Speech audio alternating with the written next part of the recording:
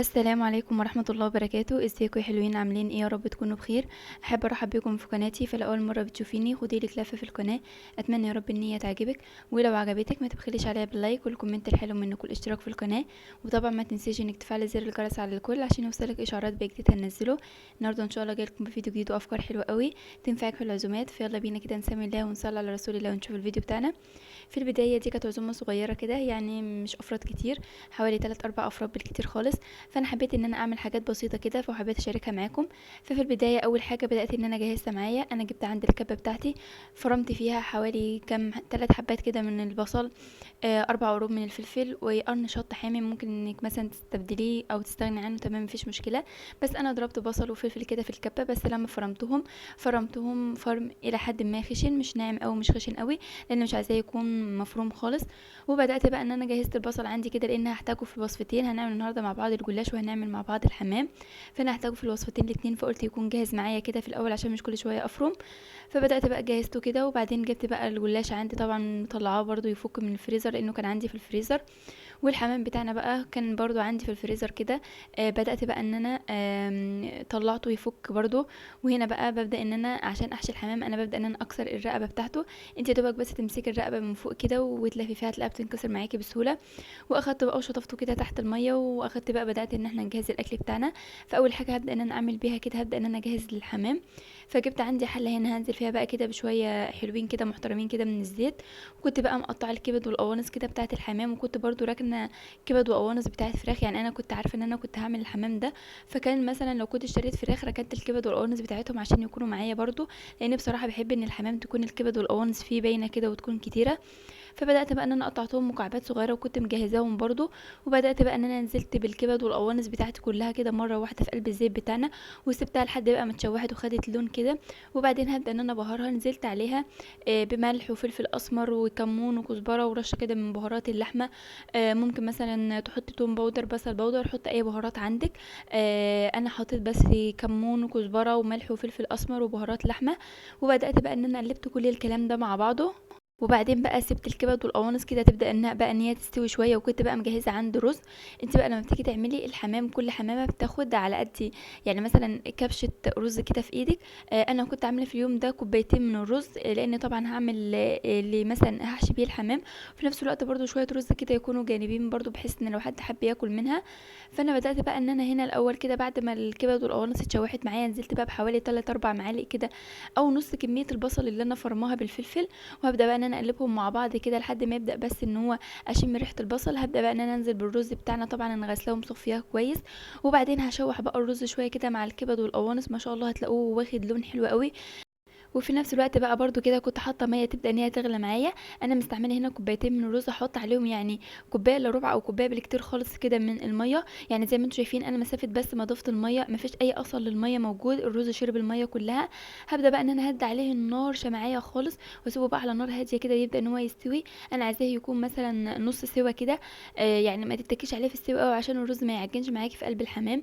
فانا يا دوبك بس ضفت له حوالي كوبايه كده من الميه. وبدات بقى ان انا هديت عليه النار ونقلته على عين اهدى كده شويه بقى على نار هاديه، يبدا ان هو بقى يستوي معايا. قلت بقى على ما يستوي كده ابدا برضو ان انا اجهز العصاك بتاعي، عشان بحيث ان انا لما اعمل اجهز كل حاجه مره واحده. فبدات بقى ان انا جبت عندي طاسه كده او صينيه، وبدات بقى ان انا نزلت فيها بشويه كده من الزيت، وبعدين نزلت باللحمه بتاعتي. وبدات بقى ان انا شوحتها كده لحد ما بدات بقى ان هي فكت معايا وخدت لون. هبدا بقى بهارها برضو، بس طبعا اللحمه دايما اقول لكم ان هي ما بتحبش البهارات الكتير. فانا يا دوبك يعني حطيت رشه كده من الملح ومن الفلفل الاسمر ورشه من بهارات اللحمه. وبدات بقى ان انا قلبت بقى اللحمه بتاعتي كده، وهضيف عليها برضو بقى باقي كميه البصل والفلفل اللي انا كنت فرماها. انا بحب بقى ان انا لما اكون بعمل حاجه جاهز كل حاجه جنبي كده عشان تكون كل حاجه معايا كده على السريع. يعني ما ارجعش بقى تاني افرم بصل والكلام ده، لا انت مثلا لو بتعملي عزومه وهتحتاجي البصل والفلفل مثلا في كذا وصفه، افرمي كميه معاكي واركنيها بحيث ان يكون جاهز معاكي. فانا بدات بقى نزلت كده بباقي كميه البصل اللي معايا وهقلبهم مع بعض كده. وكنت مقطعه برضو بقى طماطميه كده مكعبات صغيره خالص، حابه بقى انك تضيفي معلقه من الصلصه، تمام مفيش مشكله. انا ضفت عندي كده هي يا دوبك حبه طماطمه واحده، قطعتها مكعبات صغيره كده على ايدي يعني عادي. حابه انك مثلا تفرميها في الكبه مع البصل والطماطم والفلفل، تمام مفيش مشكله. بس انا بصراحه ما حبيتش ان انا اكون ضايفه طماطم على الحمام. فحبيت مثلا ان حبه الطماطم خلاص هركنها لوحدها على جنب كده. بعدين اضيفه على العصاج بتاعي وفضلت بقى اقلب فيه كده لحد ما شاء الله شايفين ما بقاش فيه ميه خالص، واللحمه استوت معايا كده خلاص، هو جاهز معايا ما شاء الله. انت بقى حابه انك تزودي بقى اللون بتاعه كده بمعلقه صلصه مفيش مشكله، بس انا بصراحه استكفيت بلونه كده. وهنا بقى خلاص العصاج كمل معايا، وهوريكم بقى الرز بتاعنا كمان ما شاء الله كان يعني خلاص اتشرب كل كميه الميه واستوى. شايفين ما شاء الله مفلفل وفي نفس الوقت واخد نص سوا كده. يعني بيديكي نتيجه احسن لما بتسقيه كده. في انا كنت في الاول بحشي الحمام بالرز وهو يعني من غير ما اسقيه بميه، وكان بيفضل كده يعني محصون شويه ما بيطيبش قوي، بس الطريقه دي بصراحه حلوه قوي. شايفين شكل الرز بتاعنا ما شاء الله حلو قوي واخد لون جميل بصراحه. لما تيجي بقى تسويه كمان هيديكي طعم احلى كمان، عايزه اقولك انك تاكليه بس لوحده كده. وهنا بقى كمان العصاج بتاعنا بقى خلاص تمام جاهز معانا كده، وكل حاجه جاهزه معانا. بحيث بقى ان انا لما ابدا احشي يعني انا سبت بقى العصاج ده برد خالص، وسبت بقى الرز بتاعنا برد خالص عشان اعرف احشيه في الحمام. وبدات بقى اول حاجه بدات بيها كده كان العصاج برد معايا شويه، بدات بقى ان انا اعمله هو اعمل الجلاش هو الاول، على ما الرز بقى بتاع الحمام كده يبرد خالص عشان اعرف احشيه. بصوا يا بنات بقى في الجلاش عشان تاخدي نتيجه كويسه قوي من الجلاش، اهم حاجه نوعيه الجلاش اللي انت بتستعمليها. يعني هاتي نوعيه جلاش مثلا سواء شركات او مثلا سايب او زي ده كده. اهم حاجه انك تكوني جايبه نوعيه كويسه، ده بيفرق معاكي، يعني بيفرق معاكي قوي قوي في طعم الجلاش. واهم حاجه يكون صابح كمان ويكون مورق معاكي كده عشان يديكي نتيجه كويسه.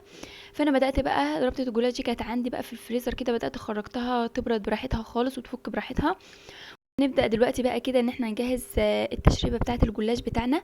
انت مثلا حابة انك تعمليها بقى بسمنة بس تمام، انا بعمله الى حد ما بيكون شبيه شوية بالبوريك، يعني انا بحب الخلطة دي قوي مع الجلاش.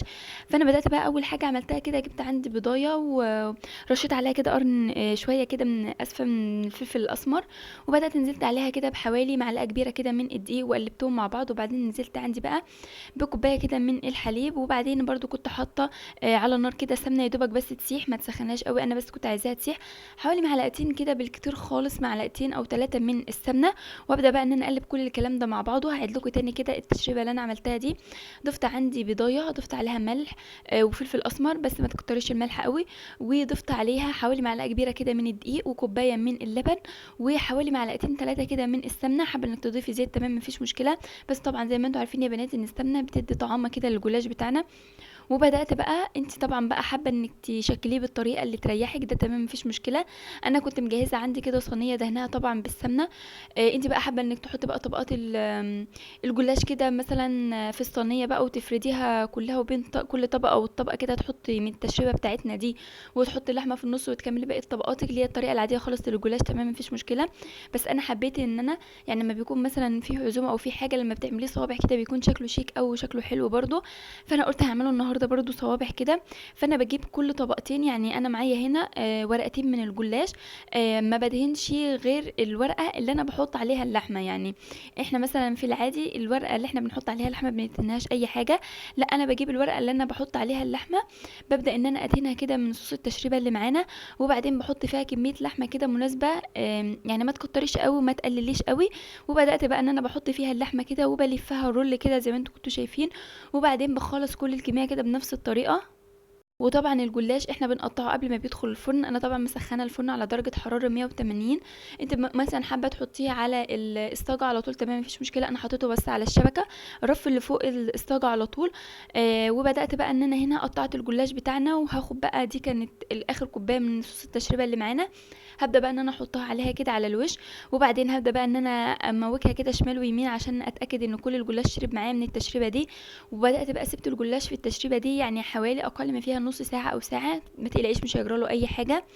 وجيت هنا كان وقت التسويه برضو انا جبت لكم الجلاش ورا بعضه، بس ما كنتش عامله الكلام ده ورا بعضه، بس حبيت ان انا اديكم كده الافكار بتاعته كلها ورا بعضها. سبته في التشريبه دي حوالي ساعه في قلب التلاجة، وبعدين دخلته الفرن خد معايا بالظبط نص ساعه لحد ما طلع بالجمال ده ما شاء الله. عايزه اقول لكم لونه في الطبيعه كان كمان احلى من كده بكتير.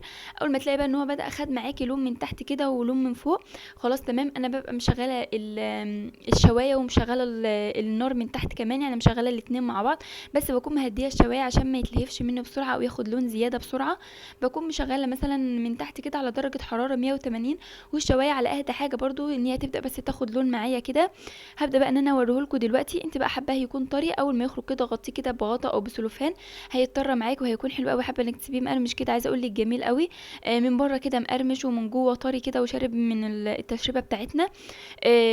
هو دلوقتي سخن قوي. انا كنت حابه ان انا افتحه لكم كده واوريكم شكله من جوه، ما شاء الله. عايزه اقول لكم حلو قوي وطعم قوي. الملح بتاعه مظبوط، اهم حاجه ما تكتروش الملح في التشريبه بتاعتنا. الجلاش لما بتعمليه صوابع كده بيكون شكله شيك قوي. انا مش هقدر اوريكم غير اكتر من صابع بس كده، يعني ان انا اوريكم الشكل بتاعه. ما شاء الله. عايزه اقول لكم كان طري قوي من جوه ومستوي، ومن بره كده واخد طبقه قرمشه مدياله تست حلوه قوي. شايفين شكل اللحمه من جوه ما شاء الله حلوه قوي. الجلاش من جوه ابيض كده وشارب من الصوص التشريبه ما شاء الله حلو قوي.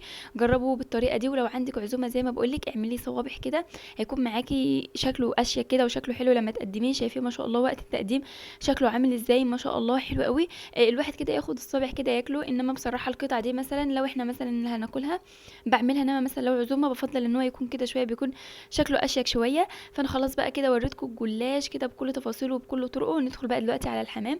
انا حبيت بس ان انا اجيب لكم كل حاجه ورا بعضها كده، بحيث ان انا مثلا ما افصلكوش. يعني انا كنت جهزت الجلاش وبعدين جهزت الحمام والتسويه بقى كنت بسوي كله مع بعضه، بس حبيت اجيب لكم بس كله ورا بعضه كده بحيث انكم تاخدوا الافكار ورا بعضها. خلاص بقى خلصنا الجلاش كده، ندخل بقى على الحمام بتاعنا او الصنف التاني اللي معانا. طبعا بقى الرز بتاعنا كان برد تماما. انا لما باجي احشي الحمام بجيب مثلا صينيه زي ما انتم شايفين كده يا بنات، وببدا ان انا اخد من الرز معلقه بمعلقه كده بحيث ان انا ما ازفرش كل كميه الرز اللي معايا دي. لان طبعا الرز ده انا هكمل تسويته، يعني هضيف له ميه وهكمل تسويته وبقدمه في اطباق كده، او مثلا بحطه كنظام فرشه كده تحت الحمام. فانا بدات بقى ان انا هحشي الحمام بتاعي.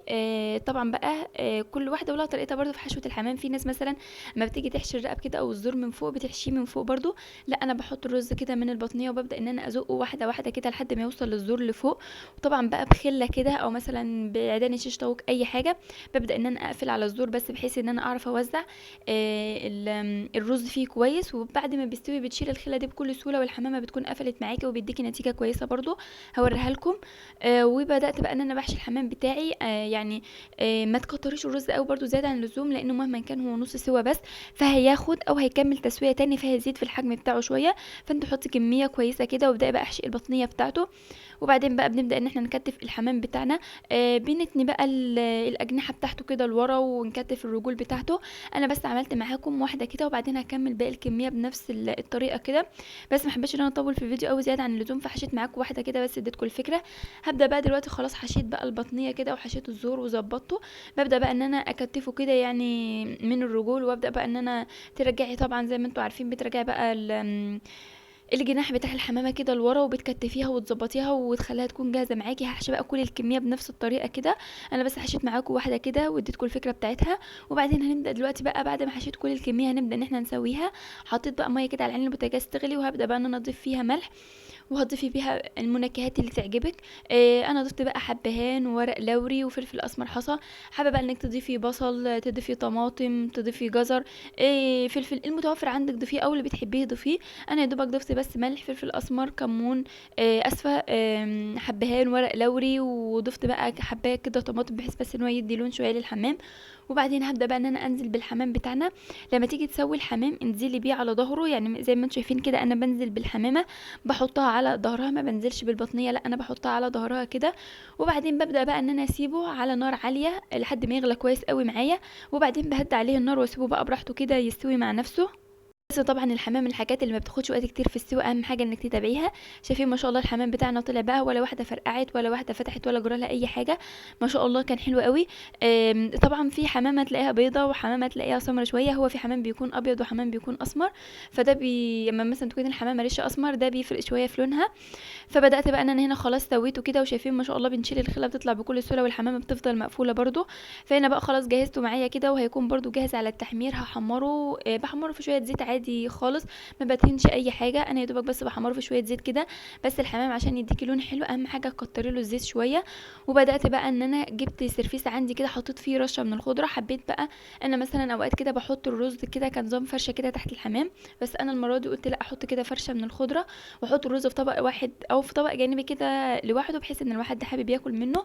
فبدات بقى حطيت كده رشه من الخضره في ارضيه السرفيس، وحطيت بقى رشه من الخضره على الوش، وزينت بقى كده بكيس شيبسي برضو. شايفين ما شاء الله الحمام بتاعنا، عايزه اقول لكم كان حلو قوي. كان نفسي والله افتحه معاكم، بس طبعا ما ينفعش ان احنا نفتحه، يعني حبيت ان انا اقدمه مقفول كده. بس ان شاء الله لما نعمله مره تانية مثلا ليا وكده هبدا ان انا افتحه واوريكم شكله من جوه. ما شاء الله اظن الحمام شكله يتحدث عن نفسه، شكله حلو قوي. اهم حاجه وانت بتحمري الحمام تكون كميه الزيت يعني معاكي كتيره شويه. في نفس الوقت برضو لو يفضل مثلا لو متوفر عندك معلقه كده زبده او معلقه سمنه بيفرق في لونه برضو. فخلاص بقى ظبطنا الحمام بتاعنا، وكنت بقى سويت الرز كمان، وكنت عملت طبق سلطه كده. وطبعا بقى الجلاش بتاعنا كان كامل معانا، ودي كانت سفرتنا في اليوم ده. ما شاء الله عايزه اقول لكم الحمام كان حلو قوي، الرز فيه كان حلو، طعمه حلو قوي. قرن الشطه السبايسي اللي احنا حطيناه ده مديله تيست بسيط كده، تيست حرقيه بسيط كده، مش حراق قوي، وفي نفس الوقت يعني شطه تقبلي انك تاكليها كده تفتح نفسك. وهنا بقى الجلاش بتاعنا برضو ما شاء الله كان حلو قوي. يعني عايزه اقول لكم ان بيبقى شكله شيك قوي يا بنات، الصوابع دي في التقديم بيكون شكلها حلو قوي. حابه انك تعمليها مثلا الطريقه العاديه المكعبات دي تمام، مفيش اي مشكله، ده بيرجع على حسب ذوقك انت وعلى حسب رغبتك.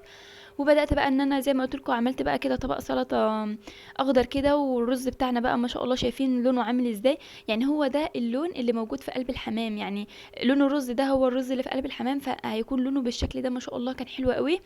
خلاص بقى خلصنا سفرتنا النهارده، ورغينا كتير في الفيديو قوي، وبعتذر لكم لو انا طولت قوي في الفيديو، بس الفيديو كان افكاره حلوه قوي، وحبيت ان انا اشاركها كلها معاكم بكل تفصيله. خلاص بقى يا بنات لحد هنا كده بيكون خلص الفيديو بتاعي معاكم. اتمنى يا رب ان الفيديو يكون عجبكم، واتمنى انكم تكونوا استفدتوا منه. ولو عجبكم ما تبخلوش عليا باللايك والكومنت الحلو منكم والاشتراك في القناه. واشوفكم ان شاء الله في فيديو جديد ووصفات جديده وافكار جديده، واترككم في رعايه الله وامنه، والسلام عليكم ورحمه الله وبركاته.